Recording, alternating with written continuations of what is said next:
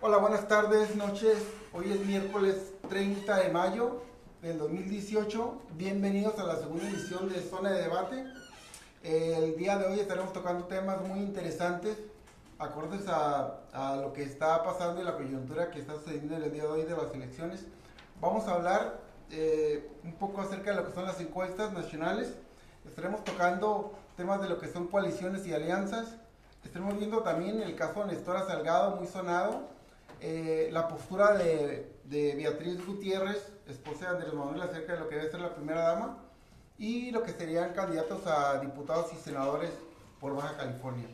Esta noche tarde le voy a dar la bienvenida a Víctor Espinosa, Hola, a Francisco Magallón, ¿qué tal? ¿Cómo están? Buenas tardes. a Adolfo Alameda. ¿Qué tal? Buenas tardes. Y nos visita por primera vez en esta segunda emisión Daniel Jano. ¿Qué tal? Buenas tardes. ¿Cómo estás? Pues vamos a entrar de lleno al primer tema. Antes que nada le quiero mandar un saludo a don Rodrigo Martínez, licenciado, que no pudo estar esta tarde con nosotros, pues está haciendo unas diligencias en la Ciudad de México y le queremos mandar saludos y lo extrañamos.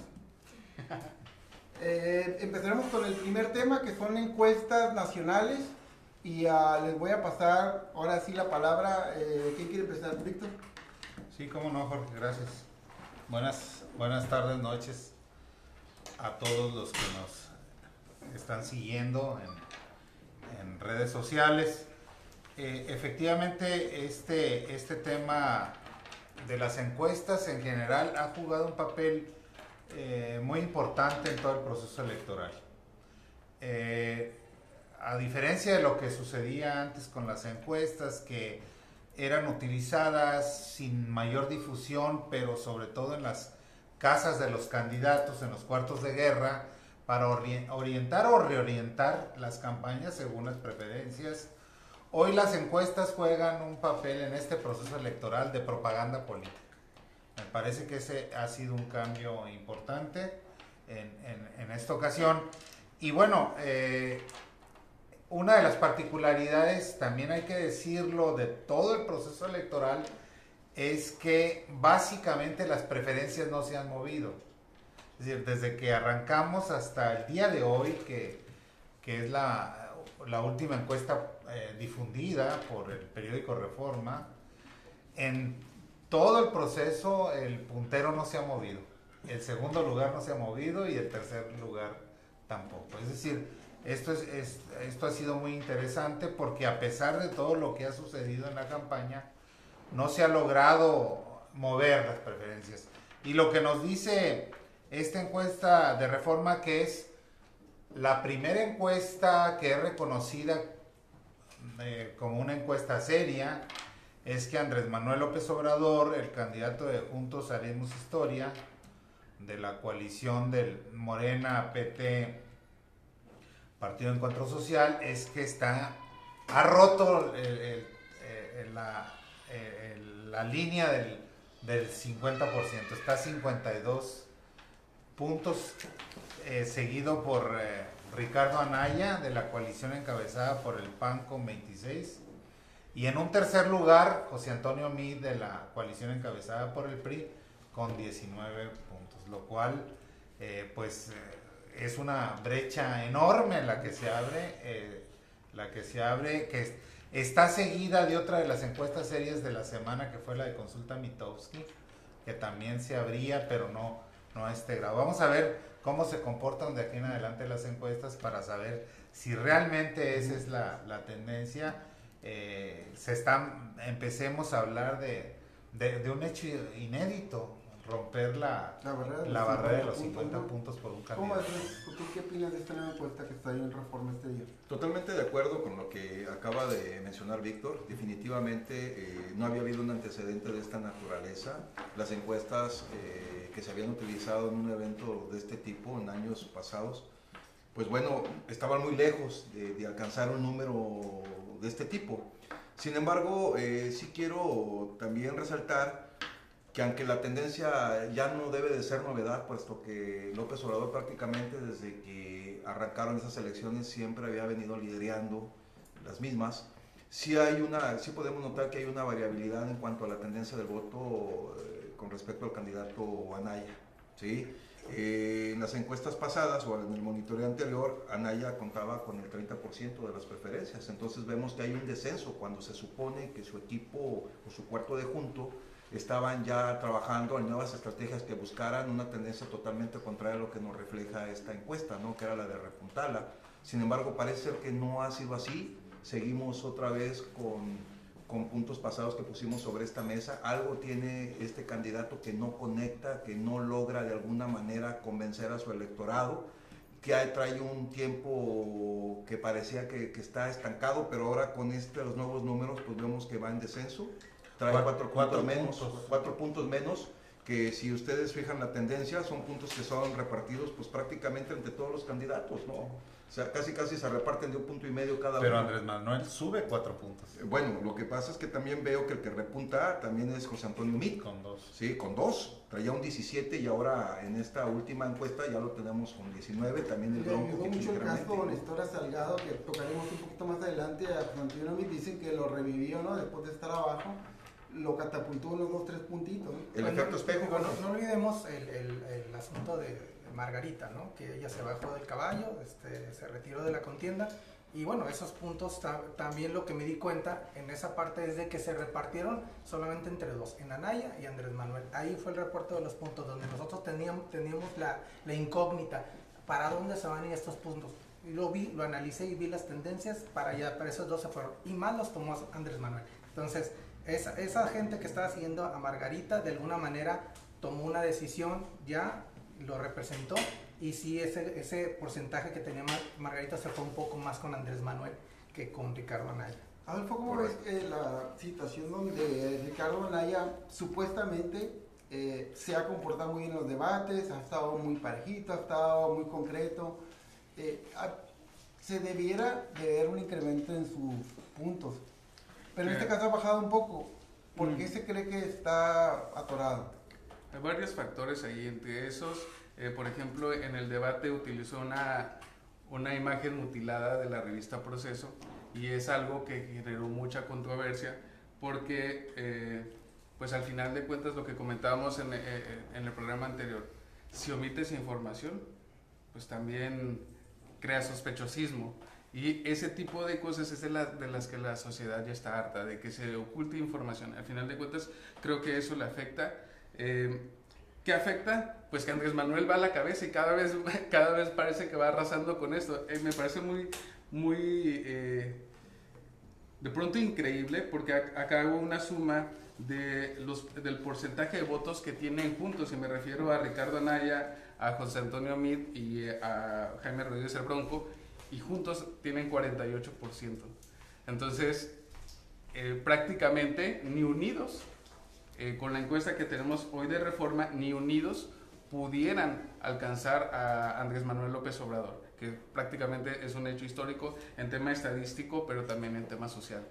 El hartazgo de la gente creo que ahora sí se está reflejando en una opción que no, a lo mejor desde muchas perspectivas no pudiera ser tal vez la mejor, pero sí es la que le da la oportunidad a un nuevo partido, a una nueva forma de poder ver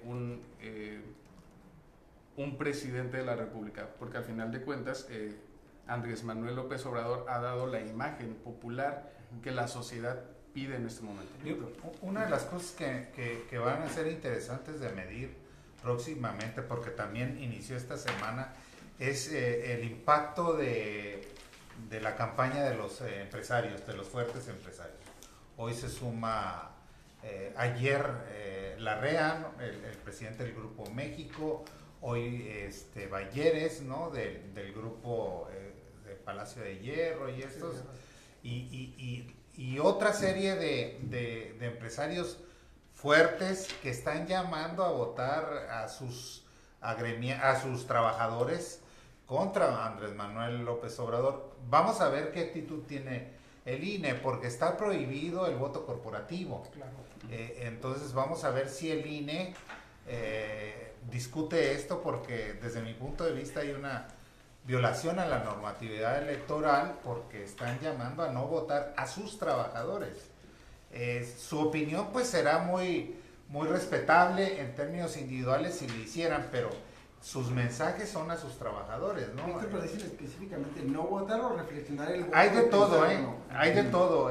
Hoy, hace rato escuchaba a algún empresario que sí decía abiertamente no votar por la opción populista y que votar por el segundo lugar para evitar que llegue. Entonces, esto todavía no se refleja en la encuesta, pero vamos a ver si tiene un efecto. Es muy grande la distancia como para que tenga un efecto, pero es lo que desde esta semana se impone como una estrategia para tratar de detenerlo por alguna vía, ¿no? Vamos a ver si tiene efecto alguno en las preferencias. Lo de Margarita es muy interesante porque hubo un esfuerzo de Ricardo Anaya por subirla, ¿no? Después del debate incluso la llama y dice, cuando ella renuncia, la llama inmediatamente y que vamos a platicar.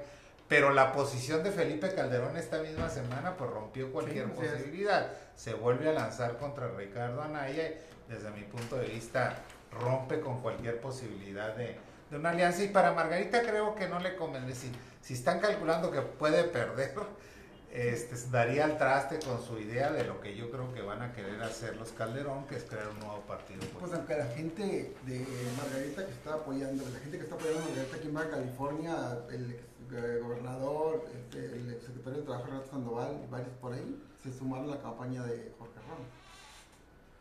Sí, y hoy otro de los cercanos bajacalifornianos distribuyó un video, Oscar Vega Marín, que es presidente de la fundación de Margarita, ¿no? Llama a votar por Ricardo Anaya, ¿no? Lo cual pues me llama mucho la atención. Y no olvidemos que algunos calderonistas también están con Mid, sí. Los senadores rebeldes que le llaman, ¿no?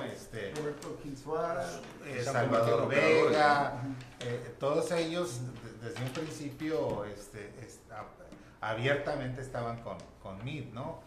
O sea, este grupo se dividió bastante y yo creo que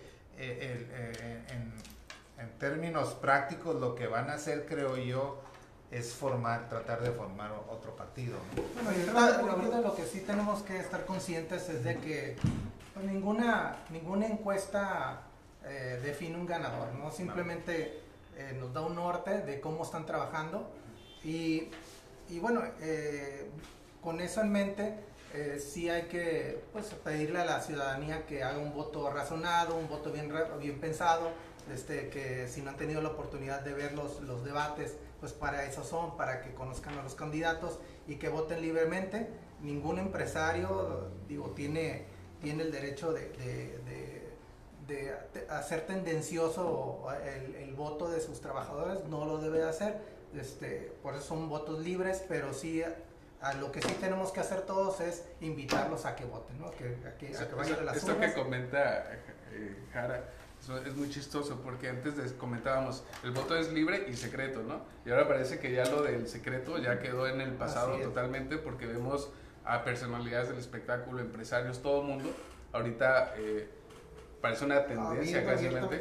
Exactamente, están abriendo sus preferencias y yo creo que sí está afectando a las encuestas porque vemos a personajes populares que su inclinación es por Andrés Manuel.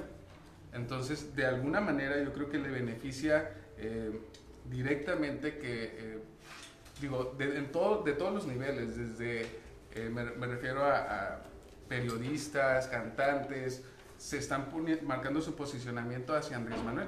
Y obviamente creo que eso repercute en el tema de las encuestas. Como menciona también, una encuesta marca una tendencia, no se convierte en una realidad. Nos quedan 30 días para que este 52% pueda o no convertirse en una realidad. Eso es parte también del reto que tiene Andrés Manuel, porque faltan 30 días y en 30 días todo puede suceder, ¿no?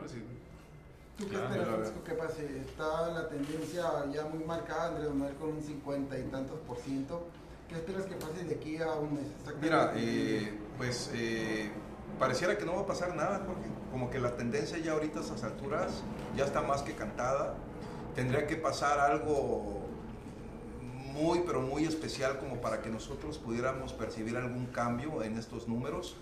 Retomando un poquito la plática de mis compañeros, sigo yo apostándole a que seguimos viviendo situaciones inéditas. Ahorita se planteaba la participación abierta de los empresarios, que antes se suponía, pero no teníamos la certeza de que así fuera. Hoy creo que las formas o la tradición en cuanto a disimular esa incitación al voto creo que se ha pulverizado. Hoy están más abiertos, yo creo que es parte de la desesperación, y también no perdamos de vista este contexto, ¿no? Estamos hablando de dos personajes que López Obrador había venido identificando como parte del grupo de la mafia del poder, y que ahora pues pareciera que con las actitudes que están asumiendo y la práctica que están llevando, pues como que confirman esos comentarios, ¿no? De hecho, ya López Obrador ya respondió con respecto a esa participación, sigue de alguna manera identificando a Larrea como un empresario acomodaticio, y que parte de lo que hoy tiene lo ha hecho a través de procesos no muy transparentes, ¿no? Entonces creo que las dos partes no son mal correspondidas. Habrá que dejar al tiempo a ver cómo se van acomodando todavía más las cosas, pero resumiendo, Jorge, pues yo ya veo en lo particular a un López Obrador más presidencial. Daniel, para cerrar este segmento, ¿qué esperamos? ¿Tú cómo ves las encuestas, que igual la tendencia está muy marcada? ¿Qué esperamos que pase de aquí al 31? La tendencia, digo, en cuestiones de todas las encuestas que se han tomado en los últimos, que hacen cada 15 días, están haciendo algunos cada 10 días, nos marca en los últimos 90 días una variación de más o menos 3 puntos con Ricardo Anaya, más o menos 1 punto con Mid. El que sí ha tenido tendencias y muy favorables es Andrés Manuel.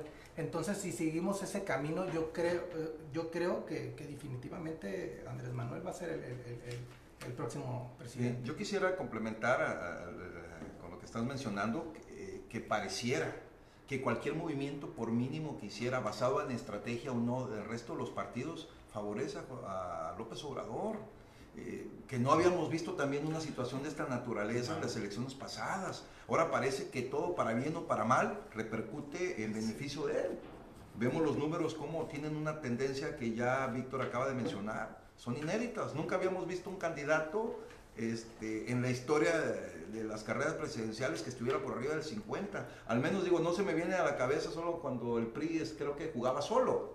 Sí, pero creo que en aquel entonces, no sé, Víctor, puedo estar equivocado. López Portillo ganó como con el 80%. No me acuerdo de esa medida, pero bueno, ok. Víctor, cierra este segmento con tu comentario sobre este tema, por favor. Sí, yo creo que el fenómeno que hace notar Adolfo, una vez que si se confirma 2, 3 encuestas fuertes de que ya se rompió esa barrera del 50%, lo que vamos a ver es una desbandada. Porque bueno, hay muchos políticos que dicen, pues vámonos con el ganador, ¿no? Ahorita es la oportunidad, antes de que sea la elección, entonces, pero ya la veo. Y se ha estado dando, yo creo que esa sangría se ha estado dando, las críticas que se expresan incluso a Morena de que está agarrando todo, etcétera. Ahí, bueno, el trabajo de si gana Andrés Manuel será ver cómo acomoda todas estas piezas. Y es evidente que es que era difícil que no fuera así para cualquier ganador, dadas las cosas como estaban. Es decir, tú tenías que sumar lo más posible. Ya tenía la experiencia Andrés Manuel de 2 elecciones fallidas, entonces no se iba a arriesgar a decir, no, estos no entran, ¿no? Entonces, ahí lo difícil va a ser luego cómo acomodar un programa de gobierno, ¿no? Con todos los compromisos establecidos, pero bueno, yo creo que lo que está pensando más bien es en ganar, y luego vemos cómo nos acomodamos, ¿no? Pero bueno. Bueno, antes de pasar a nuestro siguiente segmento, queremos hacer unos comentarios de la gente que nos está escuchando y agradecerles a Adolfo. Rosita Ramírez, saludos, ingeniero Jara. Cecilia Villegas, saludos, Daniel Jara. ¿No vino alguien más? Adolfo Arroyo comenta, y eso que el Reforma es de derecha. Los puntos de Margarita se fueron con Andrés Manuel. Bueno, es interesante su comentario. Vaz Pérez, Recuerden que Anaya está utilizando las mismas propuestas que AMLO. Vaz Pérez, el pueblo sabe que los empresarios nunca han estado con el pueblo. Una muestra es la contaminación del río Sandra por Grupo México y los salarios del Grupo Val. Mayeres. Creo que les cayeron mal, ¿no? Y no resarcieron los daños. Los de la minera. De la contaminación del río. Bueno, vamos a empezar con el segundo segmento. Nuestro segundo segmento es acerca de las coaliciones y las alianzas. Como ustedes ven, hay tres posturas con tres coaliciones diferentes, que también son alianzas. Y vamos a estar platicando acerca de lo que son las coaliciones y lo extraño también que pueden ser ciertas coaliciones que pasaron en esta elección, que llama mucho la atención cómo se están comportando. Víctor, ¿qué nos puedes decir de las coaliciones y las Bueno, alianzas? en este tema yo creo que el orden de los factores sí altera el producto. Es decir, cuando se plantean las posibilidades de las alianzas, yo escuchaba críticas fuertes acerca de, por ejemplo, si tomamos la alianza que impulsa Ricardo Anaya, en donde decía, bueno, se están juntando el agua y el aceite, el PRD, el PAN y Movimiento Ciudadano, bueno, ahí estaba en medio, ¿no? Como partido bisagra, pero y luego la de Juntos Haremos Historia, encabezada por Morena, el PES y... Un partido muy conservador con un partido medio izquierdista. Claro, y el PT.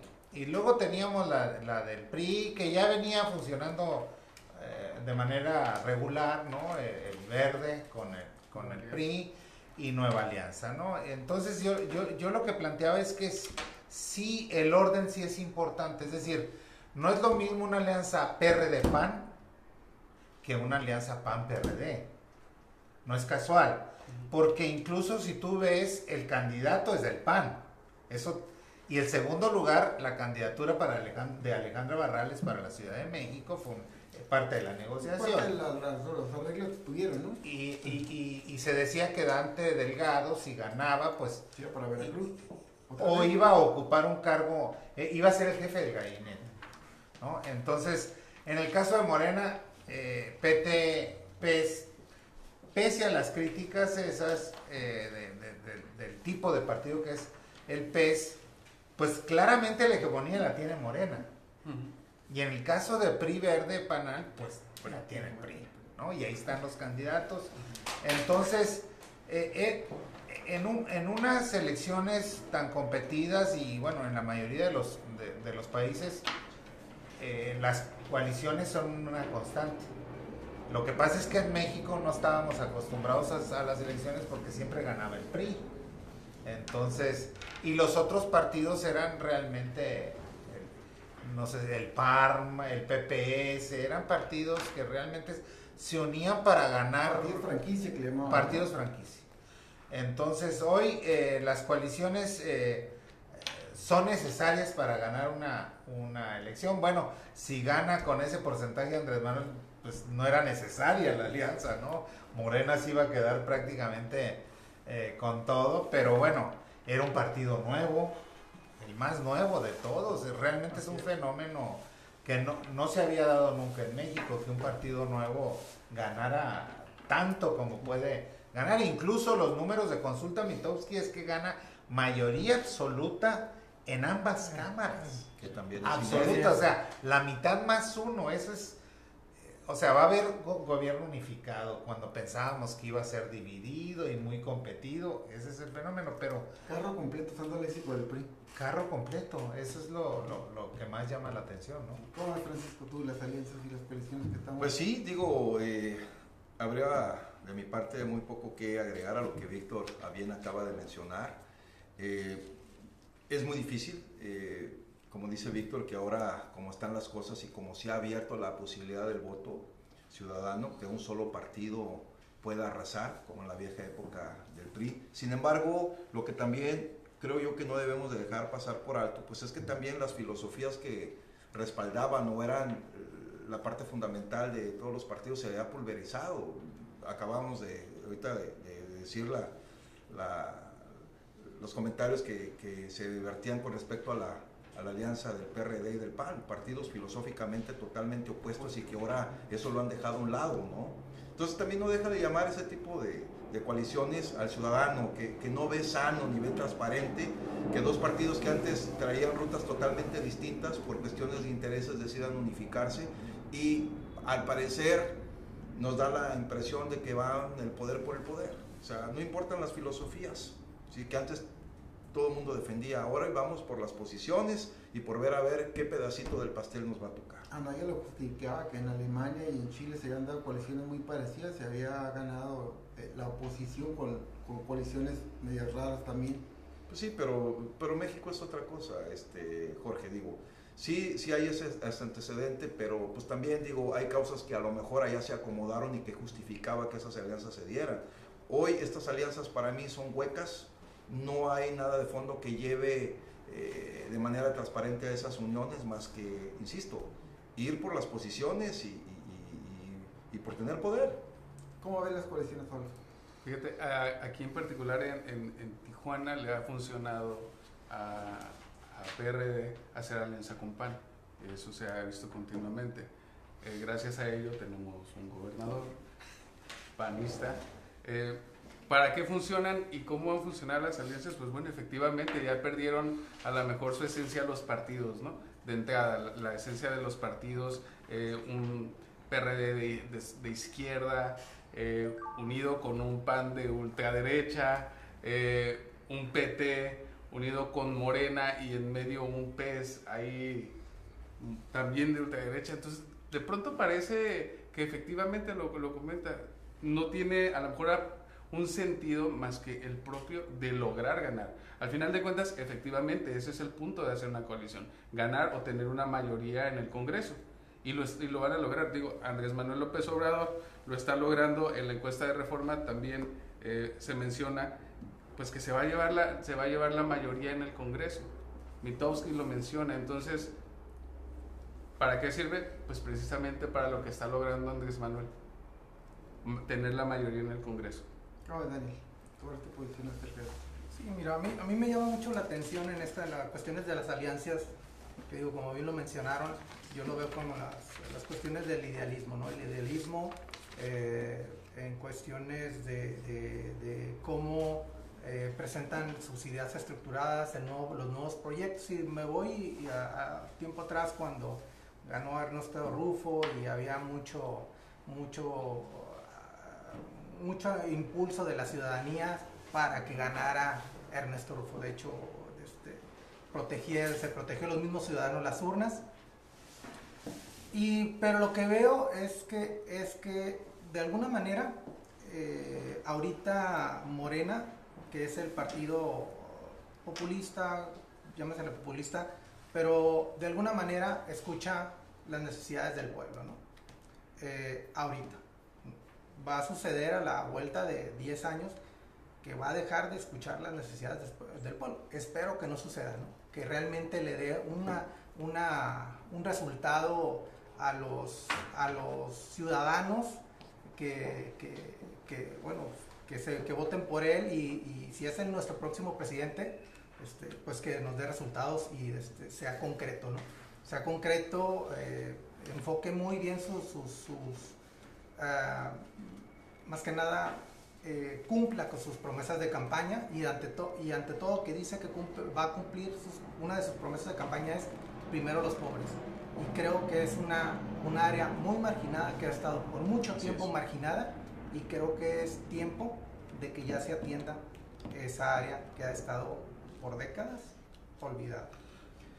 Siguiendo con el tema de las coaliciones, a mí pues me gustaría que nos explicaras cómo se va a votar en estas alianzas y coaliciones, para dar un poquito de claridad a la gente, qué es lo que esperan ver en la boleta y cómo votar y cómo evitar que su voto sea nulo. Sí, es algo muy interesante y puede ser sumamente complicado para el ciudadano el día de la elección. Y eso que en Baja California solo tenemos elección federal. En el caso de 30 entidades, salvo Baja California y Nayarit, tienen elecciones concurrentes. Entonces hay hay estados que tienen 6 elecciones. Nosotros tenemos 3, ¿no? Presidentes, senadores y diputados federales, pero ellos pueden agregar gobernador, alcaldes y congreso local. Entonces, van a estar ante la boleta, por ejemplo, presidencial, y lo que muchos ciudadanos no saben es que la única coalición total es la de Juntos Haremos Historia. Esto también le favorece a Morena, PT, PES, porque, por ejemplo, en Baja California, los candidatos a diputados del PRI van por un lado y los del Verde por otro lado y el PANAL por otro lado. No van en coalición. Entonces, ¿cómo votar que sea válido? Si en la boleta presidencial tú puedes votar, por ejemplo, va a venir 3 veces Andrés Manuel. En el PT, en el PES y en el Morena. Tú puedes votar por Morena y es válido. Tú puedes votar por Morena y el PES y es válido. Tú puedes votar por Morena, el PES y PT y es válido. Pero si alguien vota, en el caso del PRI también valen las votar por 1, 2 o 3. En el caso del PAN también, pero en el caso de diputados no, o de senadores. ¿Qué fue lo que le pasó al PRI en 2012? No sé si recuerdan. Hubo votos nulos como nunca en la historia, porque iban en alianza a la presidencia, pero no para senadores. Y la gente votó PRI verde, y se siguió votando, y todos esos se anulan. Se anularon. Entonces, si alguien vota por una alianza inexistente para diputados o senadores, se va a anular el voto. Entonces es muy complicado. Yo no estoy viendo que los partidos políticos lo estén explicando. Deberían de estarlo explicando, porque pueden perder muchos votos. Sí, yo he visto que no explican con detalle cómo votar para que su voto... Y en la sábana que se pone cuando se sacan de la urna las boletas electorales, se van acomodando, ¿no? Este voto es para Morena, este voto... incluso puede haber coaliciones de 2, coaliciones de 3, y ahí se van poniendo los montoncitos para al final sumarlos y hacer el conteo del acta. Si hay problema en el acta, se va a tener que abrir ese paquete si no cuadran los números, y se va a tener que revisar los miércoles. El domingo primero es la elección, el miércoles empiezan los cómputos distritales, que son los efectivos, ¿no? Para saber realmente quién ganó. Bueno, antes de pasar a nuestro siguiente segmento, tenemos algunas menciones también por ahí. Sí, Denise Baez, saludos desde Hermosillo, maestro Francisco Magallán. Muchas gracias, Denis. José Gusto Luis saludarte. Cantú, saludos Inge Jara. Gracias. Saludos. No, trajo sopor, eso es bueno. Bueno, entonces pasaremos al siguiente tema. Ya vamos sobre el tercer o cuarto del programa y estaremos mencionando 2 detalles que pasaron en la semana y uno que venimos arrastrando desde el segundo debate, que fue un caso ahí muy sonado, que lo trajo a mención José Antonio Mit. Pero antes de eso vamos a hablar sobre la postura que tiene ahorita la esposa de Andrés Manuel, Beatriz Gutiérrez Müller, acerca de lo que debería ser la primera dama, o la postura que ella tiene sobre lo que debería ser la primera dama. Víctor, ¿qué nos puedes Pues explicar de esto? este es un tema interesante porque ha existido la figura de la primera dama. Hay incluso un libro muy bueno que se llama, de Sara Sefcovic, que se llama La suerte de la consorte, ¿no? Que es una historia de las primeras damas, un recuento del papel de las primeras damas. Y bueno, ¿quién no recuerda aquí el último caso polémico de una primera dama, como fue el caso de Martita Sagún, ¿no? O Marta Sagún, en el gobierno de 2006-2012 O el reciente que tenemos ahorita también. en el reciente. Claro, pero Con sus variables. pero no era tan activa como, No, sí. o sea, Con su explicación de la incluso Estamos hablando de Vicente, extremos. Vicente Fox hablaba de un estilo de gobernar en pareja. Muchos le llamamos el estilo conyugal de gobernar, ¿no? un poco... De hecho, él decía la pareja presidencial. La pareja presidencial, lo cual eso es anticonstitucional, porque se elige, el poder ejecutivo no puede dividirse, y entonces tú eliges a un presidente o a una presidenta, ¿no? Y es indivisible el poder. Pero bueno, Vicente Fox se permitió esa licencia como otras licencias, ¿no? Como cuando levantó el crucifijo durante la ceremonia en el Auditorio Nacional de la toma de posesión, etcétera, ¿no? Entonces, y polémico siempre ha sido. Pero esta semana en Minatitlán, Veracruz, Beatriz Gutiérrez Müller, que es un personaje muy atractivo porque sería la primera dama con ese nivel de estudios. Ella es doctora en literatura, es autora de varios libros, nada que ver con la actual primera dama, la gaviota, ¿no? Que bueno, no, con humor, con todo respeto, pero el día que eligieron a Enrique Peña Nieto, desaparecieron de los talleres mecánicos los pósters de la primera dama, ¿no? Con todo respeto dije, desde luego, de los talleres mecánicos. Bueno, lo que plantea Beatriz Gutiérrez Müller en este discurso es una toma de posición en el sentido de que ella renuncia a ser primera dama, a la figura de primera dama, y ella dice, el poder ejecutivo es indivisible, y a quien están eligiendo sería al presidente y no a una primera dama. La primera dama no es una figura constitucional, ni tiene por qué existir a fuerzas. Entonces yo seguiré haciendo lo que hago. No va a haber gobierno en familia, también fue muy clara, haciendo alusión a Marta Sagún de Fox. Y entonces esto me parece muy, muy interesante, otra novedad, digamos, de lo que podría ser el gobierno. No debe de haber necesariamente una primera dama, no está establecido así, ni siquiera para los protocolos, ¿no? Es una figura que se siguió. Incluso el gran problema de Margarita Zavala es haber sido primera dama, ¿no? De su esposo, ¿no? Felipe Calderón. Le ha pesado muchísimo. Entonces, bueno, están rompiendo paradigmas. Esta es una propuesta que a mí me parece sumamente interesante, ¿no? Francisco, dice la señora Beatriz Gutiérrez que no debe haber primeras damas y ni segundas damas ni terceras damas, que debe ser solo mujeres emprendedoras y apoyadoras hacia sus maridos. ¿Qué es lo que ella quiere ser? Bueno, de hecho ya parte de ese comentario también lo hizo en su momento Martita Fox, ¿no? Como a ella le gustaba que le llamaran. Ella decía que no estaba de acuerdo en que atrás de un gran hombre estuviera una gran mujer, sino la mujer siempre tenía que estar de lado, ¿no?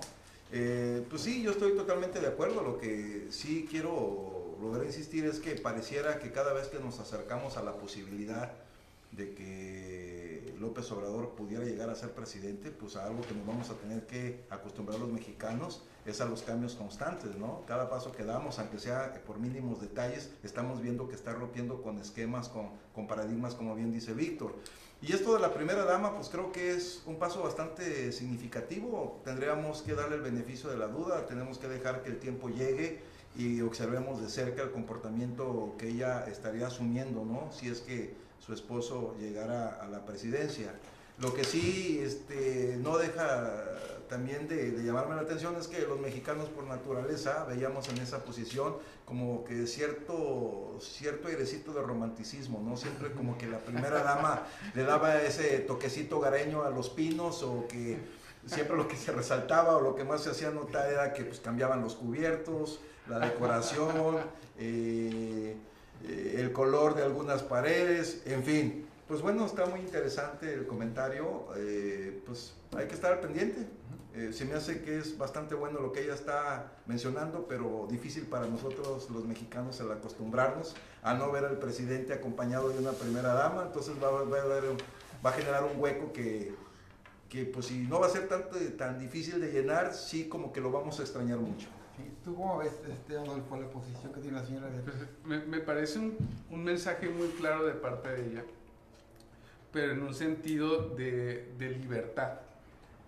De libertad en el sentido de que no porque tenga una figura aquí a un costado de mí que va a ser un presidente, en caso de que así sea, voy a ser a lo mejor partícipe de todo lo que de todo lo que él haga. Y creo que es un mensaje hacia las mujeres también, que eso al final de cuentas yo creo que comentaban hace ratito, parece que todo le suma a Andrés Manuel, y creo que este comentario, si lo hubieran dicho en otro momento, a lo mejor le restaría imagen al presidente o al candidato, le restaría imagen, pero hoy que lo diga una mujer con la preparación que tiene, que puede sonar hasta cierto punto feminista, y por eso comento que es con la libertad que ella tiene para decirlo, pues le aporta, parece que le aporta a la imagen de Andrés Manuel de tener una mujer que ciertamente está hasta más estudiada que él, ¿no? Y socialmente no parece que que sea mal visto, que ella, porque yo me baso esto un poco en un comentario que dice, no voy a ser candidata a nada, ni seré funcionaria pública, así que imaginen un escenario diferente.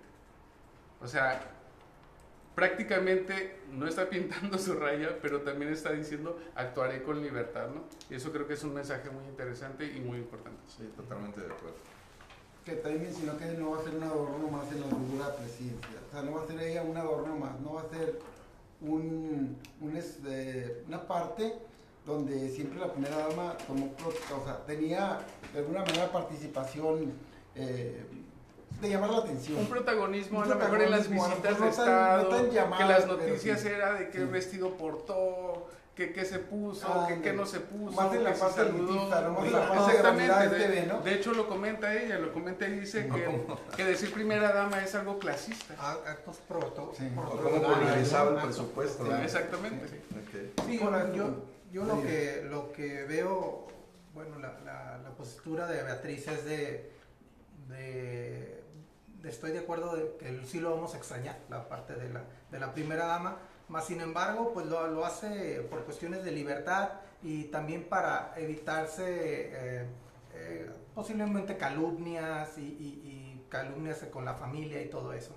Entonces, por las experiencias que se ha vivido en el 60. Y nos vamos a ahorrar mucho dinero. Y nos vamos a ahorrar mucho dinero. En vestuario, para empezar. Bueno, pero a ver si no lo gastan por otro lado, hay que ver, porque hay que apostarle a eso. Vamos a ver cómo se mueven las partidas. Sí, pero siempre recordemos que si bien lo vamos a extrañar, siempre nosotros como ciudadanos queremos ver y conocer a esa persona con quien duerme el presidente y quien en aquellos momentos en la noche le puede dar, escucharlo y darle y esa persona que es su pareja, qué tipo de consejos le puede llegar a dar, ¿no? Y qué tan sensible es. Entonces, esa parte, digo, la vamos a extrañar, no va a estar ahí, bueno, va a estar ahí ella, pero no sé qué tan activa vaya a ser en esa parte, pero pues ni hablar, nos tendremos que acostumbrar mejor, nos ahorramos. Oye, y lo que me llama la atención es que tampoco van a gastar mucho en decoración y eso, porque va a seguir viviendo en el departamento de Copilco, entonces, pues ya no hay que cambiar toda la... ¿Cómo? ¿Se acuerdan lo que hizo Fox? Mandó construir unas cabañas dentro de Los Pinos, de la residencia oficial de Los Pinos, para irse a vivir ahí junto con sus hijos, etcétera, ¿no? Entonces eran unas, y se acuerdan de las toallas de 4,500 pesos, y, o sea, todo eso nos lo ahorraremos, a lo mejor el pago de la comunidad en el departamento y eso. Oye, aunque no saben que siempre, que dijo mi mamá que siempre no, ¿no? Que me voy a Los Pinos. Pero es muy complicado, ¿eh? O sea, ya pensándolo en serio, que el presidente de la República viva en un departamento es bastante complicado por cuestiones mismas de seguridad. De seguridad, así es. O sea, no está fácil, no sé cómo lograr esto, ¿no? Sí, que eso que se le critica mucho en el tema de, también por ahí hay otro tema que a lo mejor en algún momento podemos tocar, en el tema del avión, ¿no? O sea, porque parece de pronto a lo mejor muy fácil decir, bueno, que vendan ese avión, porque ahí hay una gran cantidad de dinero invertida necesariamente, pero no se atienden las otras partes, como lo que comenta, en protocolos de seguridad del Estado Mayor tiene sus protocolos que tendrá que seguir. Pues ha dicho que va a desaparecer el Estado Mayor presidencial. En ese punto yo estoy en completo desacuerdo. O sea, la figura presidencial es una figura que se tiene que cuidar a toda costa, tiene que tener su seguridad, tiene que estar, pues todos los ángulos y las vértices de seguridad tienen que estar cubiertas, y hasta en eso, hasta en un avión, digo, ya se hizo la inversión, gastamos nosotros los contribuyentes, y lo vamos a seguir pagando, pero es una de las cosas que yo como ciudadano y como contribuyente sí estoy dispuesto a que se gasten en cuestiones de seguridad para el presidente. Sí, es un tema que seguramente muchos temas se habrán de revisar de lo que se prometió. A lo mejor no ese avión porque pues sería muy fuerte, pero un avión seguro, más modesto. Es que hay TP-01, 02 y el 03 para la prensa. Sí, algo, pero los protocolos de seguridad, ¿no? En su caso, ¿no? Porque en una situación, imagínense, la falta del presidente sería una crisis verdadera, ¿no? Si alguien medio privado de la mente se le ocurriera cualquier cosa, ¿no? O sea, de la mafia no hay que descartarlo. Y es que un poco sobre precisamente a lo mejor los ideales que plantea Andrés Manuel es que en un país seguro como el que él plantea, pues no habría necesidad de... Pero digo, habrá una brecha ahí entre lo que se pudiera lograr a un futuro inmediato, ¿no? Porque después del 1 sí, de mira, julio, porque variar lo que muchas está cosas. atrás es vivir modestamente, no gastar tanto. Yo creo que sí se puede bajar muchísimo porque los despliegues de repente son impresionantes lo que se gasta en movilización de Estado Mayor presidencial o de otras cosas, de funcionarios incluso, o de exfuncionarios que gozan del apoyo del Estado Mayor. Todos los expresidentes tienen a su servicio varios elementos del Estado Mayor presidencial, pero de ahí a descuidar totalmente, yo creo que se va a revisar, no creo que... Pues dicen que del dicho al hecho hay un gran trecho, entonces hay que ver lo que pasa después de las elecciones. Tenemos unas menciones antes de seguir con el siguiente segmento. Sí, saludos, envía saludos Denise Baez desde Hermosillo, a maestro Francisco Mayrán, José Luis Cantú, saludos gracias. ingeniero Cara, creo que no vine. Rodrigo Martínez, Tanquecito Gareño, Francisco. ¿Qué me querrán decir? Katy y Tani, la figura que está proyectando la que no sea primera dama es solo exclusión por parte del que pudiera ser presidente de manera inteligente, ya que lo sobrepasa en inteligencia y cultura. Ella. Que ella sobrepasa al presidente en inteligencia y cultura. Bueno, a lo mejor ahí hay una lectura un poco diferente que comentábamos, ¿no? Es una mujer muy preparada. Es un complemento. Pero él es el político, ¿no? Ah, efectivamente, ¿no? Esa es la pequeña diferencia. Él es el candidato. Hay otras. Hay más comentarios. Tenemos más comentarios. Nena, saludos, compadre Víctor. Muchas gracias. Armando Cruz, Morena va a tener una primera dama real, dice. Ese Armando. Bueno, va a tener una Saludos, esposa, Armando. porque ella ya no tiene su primera dama. Se Bueno, puede cambiar el concepto de primera dama en México, ¿no? Y si hubiera ganado Margarita, si hubiera sido Felipe el primer damo. Primera dama. Primer dama. Primer Bueno, caballero. seguimos con los temas porque ya tenemos el tiempo encima. Todavía en este segmento quedamos de hablar de un personaje que fue mencionado en el segundo debate, y este tema toca acerca de una candidata plurinominal al Senado que está postulando Morena, Nestora Salgado, que seguramente la escucharon. Y ahora lo que pasa es que como ella fue parte de unas policías comunitarias en un municipio de Linalá, Guerrero, ella se le está acusando, o se le acusó más bien, de varios delitos, entre ellos secuestro, homicidio, privación ilegal de la libertad. Lo que no se sabe mucho es que ella fue encarcelada y después fue liberada por unos jueces donde no encontraron elementos. Ahora que es candidata al Senado por Morena, el PRI está impugnando esa candidatura. Lo que quiero ver si esto es político o es judicial. ¿Cómo la ves, Víctor? ¿Qué opinas? Bueno, en México pensar que está separada la impartición de justicia de lo político, pues sería... No cabe. No cabe, ¿no? Es una realidad, es como el caso ahorita de Karim Macías, que justamente en un estado como Veracruz, en donde está prácticamente empatada ahí la elección, la diferencia es un punto entre el candidato de Morena y el candidato de la Alianza PAN-PRD, que es hijo del gobernador, ¿no? Nada más y nada menos, se gire la orden de aprehensión meses después, ¿no? Ahora Karim Macías está en todos lados, y dice, no tiene nada que ver con la cuestión política de las elecciones. Bueno, en este caso, José Antonio Mida, hay que recordarlo, sacó este tema durante el debate del 20 de mayo aquí en Tijuana, en donde acusa, ¿no?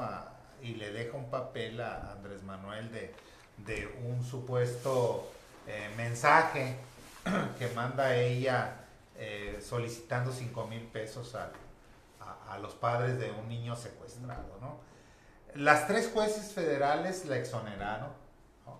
Y en ese sentido, como dijo el INE, no podemos negarle el registro a alguien que no tiene un problema con la justicia, o sea, fue exonerada por jueces federales de los delitos.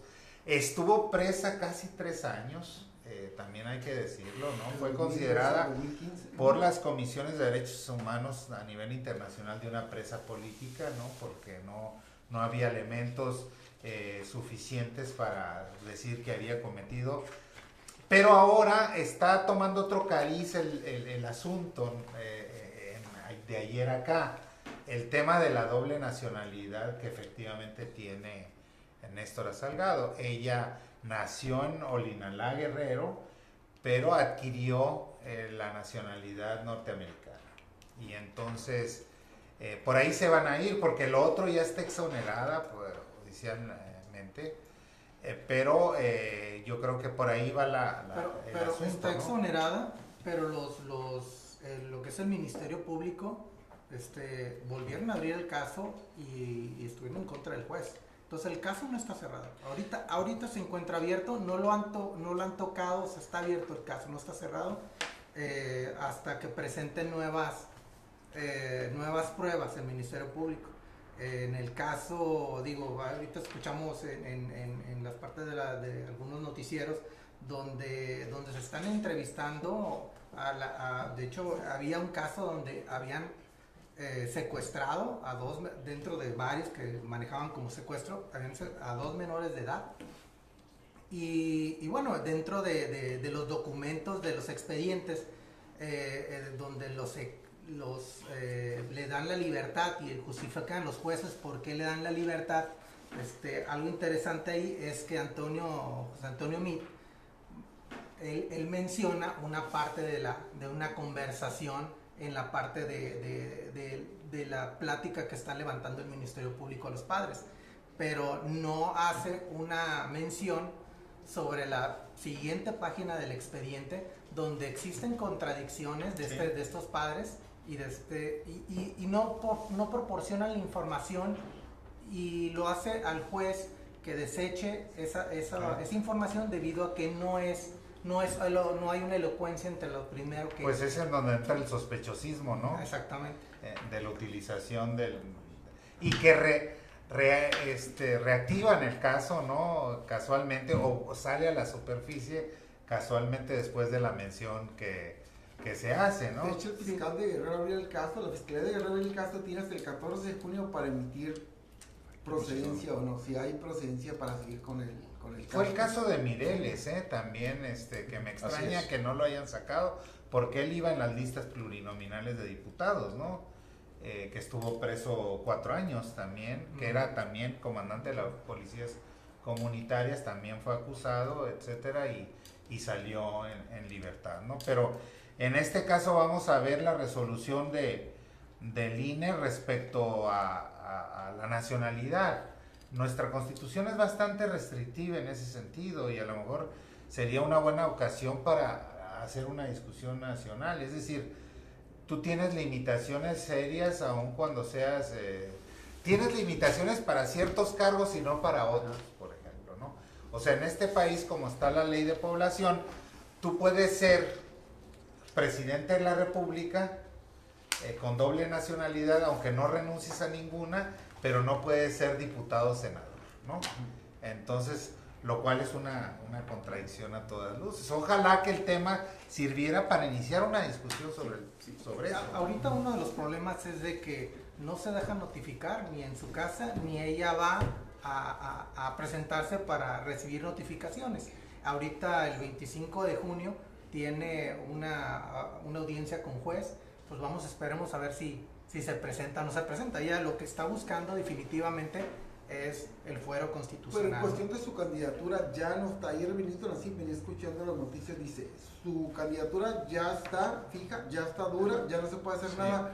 ¿Cuándo se puede hacer? En la siguiente instancia, una vez que ella sea elegida, o sea, antes de que le den la constancia mayoría, ahí se puede impugnar la ciudadanía. En el mientras tanto, ya no se puede hacer nada. Sí, definitivo. Yo creo que fue una mala apuesta del candidato Meade el querer tomar este punto para moverle el piso al candidato de Morena, ¿no? Yo creo que es mediático, es mi punto de vista, que si hay claroscuros, pues bueno, yo creo que es una pérdida de tiempo quererle rascar a un tema que no va a ayudar en nada a incrementar los puntos que anda buscando. Yo creo que tenía un abanico mucho más amplio y mucho más robusto de temas que sí podrían haberle hecho un poquito más de daño o de ruido a López Obrador, si eso es lo que estaba buscando el candidato del PRI, ¿no? Pero pues no encontró, ¿no? Pues no encontró, pero fue una mala apuesta. Pero es el tema que le dio puntitos, porque José Antonio Meade estaba prácticamente en la lona.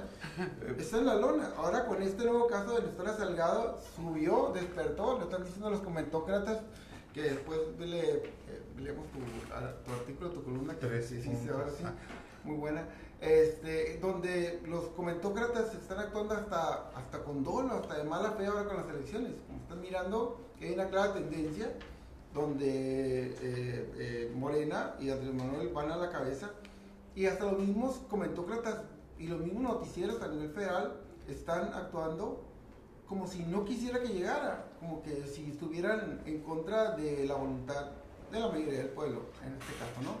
No sé, ¿qué opinas? Yo creo que en el caso de José Antonio Meade le ha favorecido unos puntitos más la salida de Enrique Ochoa, el cambio de presidente del PRI, porque lo que era un absurdo lo que estaban haciendo en la campaña. Realmente yo no sé dónde estaban los asesores, ¿no? Este absurdo que lo he señalado yo de decir, de repetir hasta el cansancio, Enrique Ochoa reza López, Venezuela, y no darse cuenta de que la mayoría del listado nominal se apellidan López, ¿no? Y utilizarlo como ofensivo, pues es darse un tiro en el pie. Y el cambio sí me parece bastante razonable de la actitud y el tono del nuevo presidente Cisneros, del nuevo presidente del Partido Revolucionario Institucional, René Juárez Cisneros. Me parece mucho más diplomático y le sirve más a una campaña, porque tenía José Antonio Meade 3 tiradores ahí, o sea, Enrique Ochoa, Aurelio Nuño y Javier Lozano, que no había cual irle, o sea, de pegadores frontales, ¿no? Realmente, y no nunca una posibilidad de discusión seria, ¿no? Entonces, a mí me parece que le favorece más lo de Néstora, me parece el cambio de presidente del PRI. Así es. Tenemos comentarios para ir cerrando, nos quedan unos minutitos nada más. Vamos a hacer los comentarios y después hacemos una ronda de conclusión de unos minutos por cada uno. Sí, Laura Luna, maestro Rodrigo, ¿qué pasó? ¿Por qué no se encuentra en el debate? Y luego el maestro Rodrigo contesta. Compañero, saludos desde la Sala Superior del Tribunal Electoral de Poder Judicial de la Federación. Nos manda saludos desde allá, Rodrigo, lo extrañamos. Rodrigo. Manuel Galván, excelente análisis del señor Víctor, saludos. Bautista, saludos a Francisco desde San Diego, California. Muchas gracias. Danos tus conclusiones. Pues sí, nos tocamos ahora en unos minutitos nada más, pues ya tenemos 3 minutos para cerrar, así es que vamos a irnos con Conclusiones.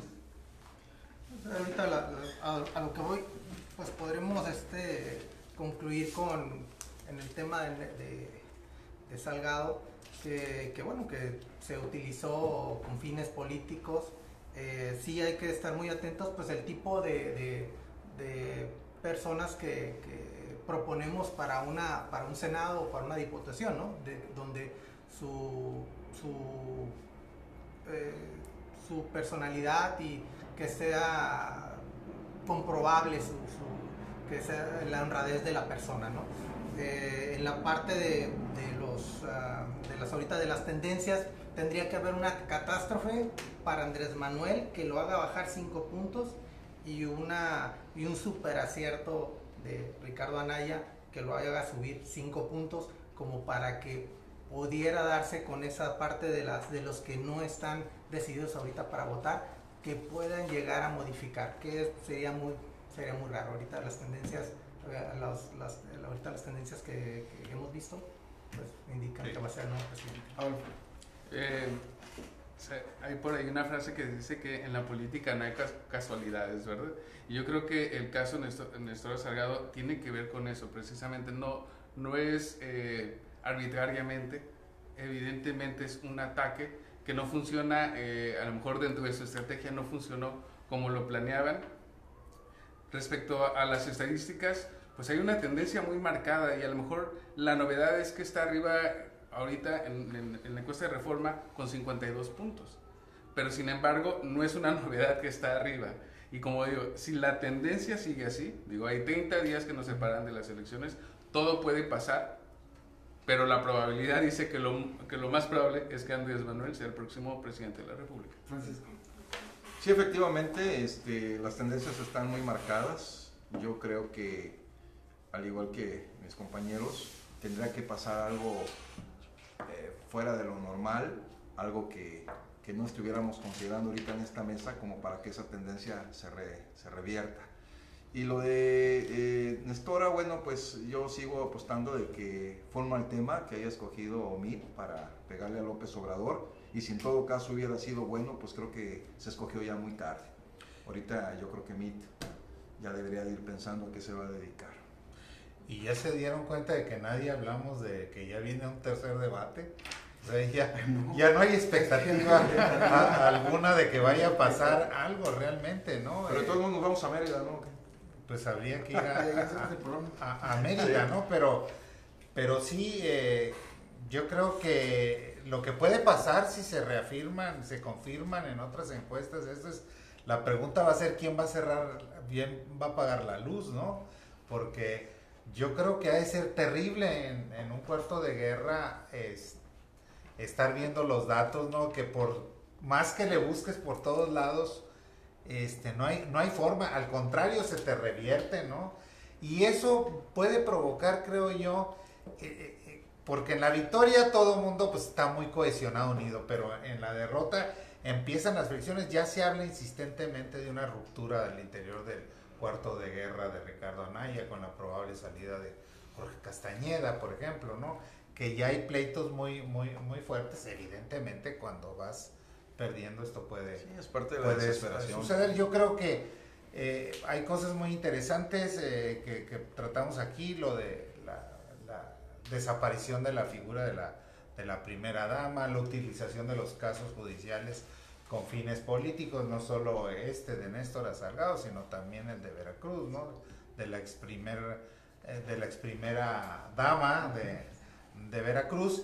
Y bueno, ya veremos cómo se comporta en las encuestas esto que también vimos de los mensajes de los empresarios, pero es muy curioso porque son los empresarios de la cúpula, no es cualquier empresario, son los grandes capitales que yo creo que están con mucho temor, ¿no? Pero incluso en el discurso de hoy de Andrés Manuel decía, pero no vamos a ir contra estos empresarios a pesar de lo que están haciendo. Yo creo que ha tratado también de dar un mensaje de paz y amor, como dice él, pero sí están muy nerviosos los empresarios. Esperamos que sí sea, ¿no? Paz y amor. Paz y Bueno, amor. ya se nos acabó el tiempo. Yo quiero rapidito dar mi conclusión. ¿Tenemos unas menciones antes de cerrar? Sí, nada más comentarle a todos que nos sigan en Facebook, que le dan like y compartan Zona de Debate. Bueno, pues mi conclusión muy rápida. Lo de las encuestas ahí están. Parece que no va a haber tendencia, no se van a mover. Esperemos que en el mes que queda haya comportamiento igual. Los electores ya están decidiendo.